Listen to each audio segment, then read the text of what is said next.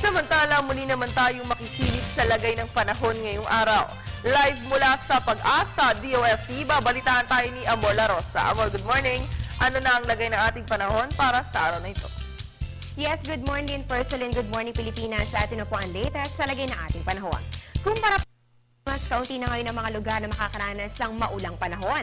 Tuluyan na nga pong humina ang southwest monsoon o hanging habagat. At ngayon po, dominante pong umiiral ang ITCZ o Intertropical Convergence Zone na makakaapekto po dito sa bahagi ng Mindanao.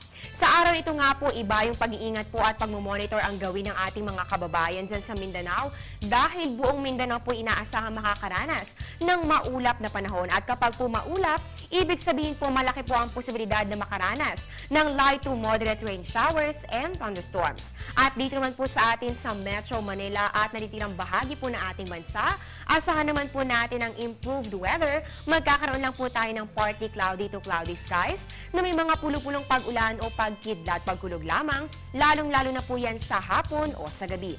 So kahit po mainit po sa umaga o tanghali, pwede pa rin pong umulan sa kinahapunan o kaya naman po ay pagsapit ng gabi. Sa ngayon, wala pong nakataas na gale warning sa anumang baybayin ng ating bansa, kaya naman po ligtas para sa ating mga kababayang mangingisda at pati na rin po sa mga biyahero ang pumalaot at maglayag sa araw na ito. Samantala nitong marang araw nga po ay nakakaranas po ng mga pag-ulan. Ang naging dulot naman ng pagbaha dito nga po sa ilang bahagi ng Mindanao area. Para po sa mga nagtatanong, linawin po natin. Ayon po kay Mr. Manny Mendoza na weather forecaster ng Pag-asa, ang dahilan po ng mga buhos ng ulan na ito ay dahil pa rin po sa ITCZ o Intertropical Convergence Zone na kapag ganitong buwan po talaga ay makakaapekto sa areang ito. At para naman po dito sa may Zamboanga Peninsula, naapektuhan naman po kayo ng southwest monsoon o yung pong hanging habagat. Dahil alam naman po natin ang hanging habagat ang magdadala po ng maulang panahon, partikular na dito po yan sa kanlurang bahagi ng ating bansa, kabilang na nga po ang Zamboanga Peninsula.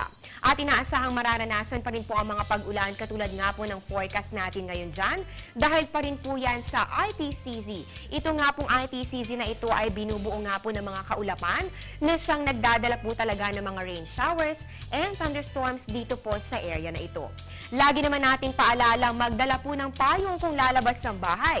Mag-monitor po sa ating panahon at syempre, laging maging handa at maging maingat sa lahat ng oras. At yan ang latest mula dito sa Pag-asa. Abangan niyo po ang susunod na update kasama ang isang weather forecaster ng Pag-asa mamaya po yan sa Good Morning Boss. Kasama niyo po sa balitaan, ako po ang inyong weather lover, Amor La Rosa. Balik sa inyo, Perselin. Maraming salamat, Amor La Rosa.